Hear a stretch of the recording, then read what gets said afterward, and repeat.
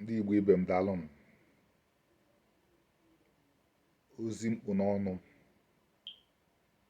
ozi dị nnukwu mkpa. Ịmara etu ihe esi mee ka ozi a ruo ndị okenye ndị Igbo aka, gbaa mbọ ka o ruo ha aka. Ezi ife nwa odo na-abụ ahụ Emeka anya ọkụ. Onye ọbụla ịmawa okenye n'ala Igbo, ibe nwosu onye isi ndị Igbo na Abuja, obi ọzọ, okenye Igbo ọbụla, ndị agha adaghị anụ afọ ya, ndị nọsị n'ogbe anyị, ụmụnna anyị n'obodo anyị, ndị a na-akpọ gọvanọs anyị, abara ibe ha, Peter Obi, Okonjo iwe ala ha, ịmara etu vidiyo anyị esi ruo ha aka, ya ruo ha aka. Ndị be anyị, mmiri na-eru na Naịjirịa, anọ Igbo ka Naịjirịa ji achụ mmiri. Bikonu, ka ife mere 1966 ya emeghe again. Naịjirịa na-agba ọkụ many places. Ụfọdụ ndị Igbo na ụfọdụ ndị Naịjirịa kwekọrịta ka eje menyụọ ọkụ ahụ, ndị Igbo buru ụzọ. Ife Igbo tụnyere ya o.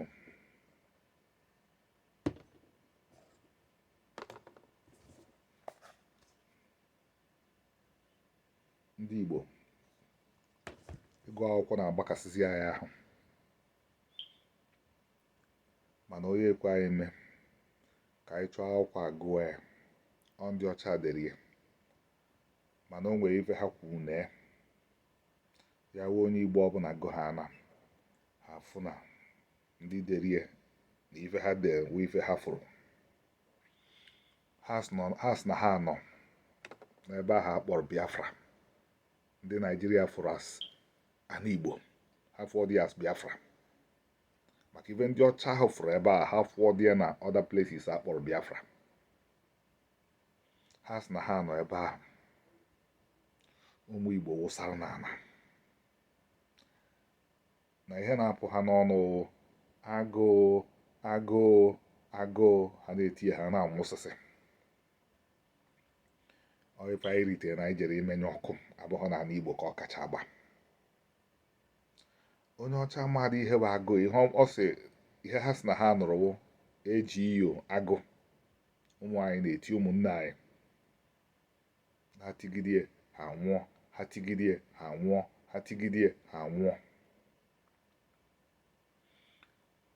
Ife ozi a ji wee dị mkpa na anyị ekesasị ya na ozi a wee ozi m nwetara, ọnụ oyibo prọfesi ka anyị akpọ ya, na mmiri ahụ na-eru again ji nwayọọ nwayọọ agbakọ n'elu ala Igbo. And ihe na-adọkpụta ya presidency, sikwa presidency a ya sịga. Egere m ebe Ezi Ife na-ekwu okwu, emiti m Ezi Ife na Abuja. Ezi Ife wee responsible man, ezigbo mmadụ ka ọ wụ, mana adọrọ m sure na ọ ghọtara na ife gbasara presidency a na ọnya nọ na ya. O metụ Nigerians n'obi inye onye Igbo presidency, ndị Igbo nara, but o metụgo Nigerians n'obi ndị Igbo hapụ ha jide. Ọ bụghị presidency ahụ ihe kacha mkpacheru ndị Igbo n'ihu. Ife kacha mkpacheru ndị Igbo n'ihu wụ kedu ndị anyị wụ. Anyị ajụbeghị question a. Anyị ajụbeghị question a. Question a dịkwa important more than anything anyị na-eche, mana anyị na-ekwu ya. Ndị adaghị afụ ụzọ etu anyị si afụ na-ewe na ọ dị ha mkpa. Kedu ife anyị bụ, kedu ebe anyị na-eje? Igbo ajụbeghị question a. Eso m n'ofu onye ndị na-ekwu Nigeria chi move forward, si woo presidency nye Peter Obi. Aka siri ya ike, o nwere aka gọm, anọ ife Nigeria need now. Mana ọ ma solve kwa Igbo problem na Nigeria ka ọ ga-help, but Nigeria achọghị ya. Naijiria achọrọ ka edozie Naijiria. Ihe na-agụ Naijiria nso enwere ike igbuchapụ ndị Igbo. Ha nwa na onwe ha ndị Naijiria, ọ bụghị iwu na ha ma na ihe na-agụ ha, mana ọ mmiri ahụ ndị be anyị je dọkpụta ya, o bidokwa zobe. Ife eji ekwu ebe enwere ife dịka jenosaịd a, ka a ghara ịsọpresị ya asọpresị, ka ndị o mere mụta ife, ka ndị mere ihe mụta ife. Adọdụ sure na apart from maybe mma akpọzie n'ọzọ ọsọ mụnwa wee onye nwa maka agụụ a. Igbo, ndị Igbo ama survive kwa na second genocide.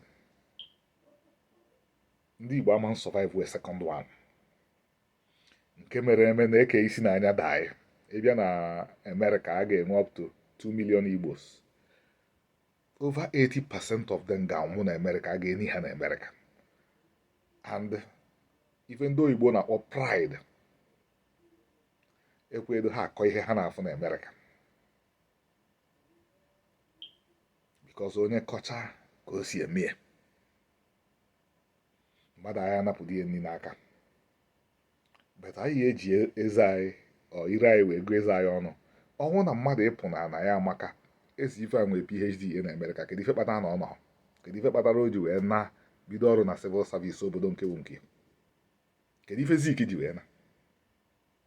Ana m ekwukwo ndị nọ n'obodo nke enwe law and order, ebe ya wee rụọ ọrụ akwụkwọ ụgwọ. Ka maka ndị Igbo juru Niger Republic, ju Chad, ju Malaysia, ife niile a dị traceable to nke mbụ nya Igbo presidency a position Igbo ya adopt kwa nna ya wụ enye Igbo jide. Ọkwa na enye ha Igbo na-akpụte inside chọwa kene Chukwu. Ọ bụghị Chukwu nke etu ezi ife si ekwu ya, maka Chukwu kwuru ife anyị ga-eme o wee wụrụ na anyị na-achọ ya. Ọ bụghị ịkpọ Chukwu n'ọnụ na onye na-akpọ Chukwu ị na-eme ife Chukwu si ogu mee. Anyị adada eme ya. O ruru na Facebook timeline m today, nwata nwoke onye Igbo mapụta ebe a na-ekwu maka Osinachi nke ji onwe wee chụọ aja. Ọ sị na omenala nwekwu problem, na eji wee jekwu ndị scam. Ịma na ụka adabago n'ala Igbo, so ndị Igbo were opportunist. A lot of ndị Igbo were opportunist. Ụfọdụ amapụtara sị na ha na-emekwuzi dibịa, mana dibịa ya enwe ọrụ aka, ndị ya enwedo ọrụ aka. Ọ dibịa ka ụsọsọ ọrụ aka ha na-arụ. Ha enwedo ugbo ha nwere, ha enwedo ife ọzọ ha na-arụ. So na ejekwuru ha na 120. Mgbe sie na ọ bụrụ na ị na-ege ntị ife m na-ekwu for years now, na ihe enyedo onye ọbụla wonkobo na ife ihe emewo meke n'ịlọ mmụọ. Kpọọ ndị ikwu nne gị, kpọọ ndị ụmụnna gị, werezie 20,000 gote rice sie n'orikọ ọnụ. Unu sie nya rice si Chukwu na abịa nọdụ, isi nne nna ha bịa nọdụ, rikọọ ka problem ahụ jigo ghara ịhapụ gị. Ọsọ dasụ ọgbọ agbọ, maka Igbo na-achọ ebe ọ dị difficult. Ọ bụrụ ka anyị si afụ ife ụwa, ka anyị mezie those things Chukwu si anyị mee. Ịlọ mmụọ ahụ si anya mee ọkwọ na Baịbụl. Ọkwọ ndị Igbo si na ha Christian today and na ha na-agụ Baịbụl, ka ife kpatara na ha gotabeghị ịlọ mmụọ na Baịbụl. So Naijiria si na ya chido ha jide. O ji ife nwata aka rụwa ire ọ ya hapịa. Ma ka anyị mee nke ka mkpa, ka anyị chọba ihu Chineke, chọba omenala, na anyị chọtie ife anyị enweta the fat of the land. Abụba anụ ahụ ka anyị enweta. Ka ọ dụbagodo etu a, ị mara etu ọbụla vidiyo anyị esiru ndị okenye ndị Igbo aka, ma onye ọbụla nwee clout n'ala Igbo, biko ka vidiyo ya ruo ya aka. Akpọkwazie m ekwu mọ. Daalụ m.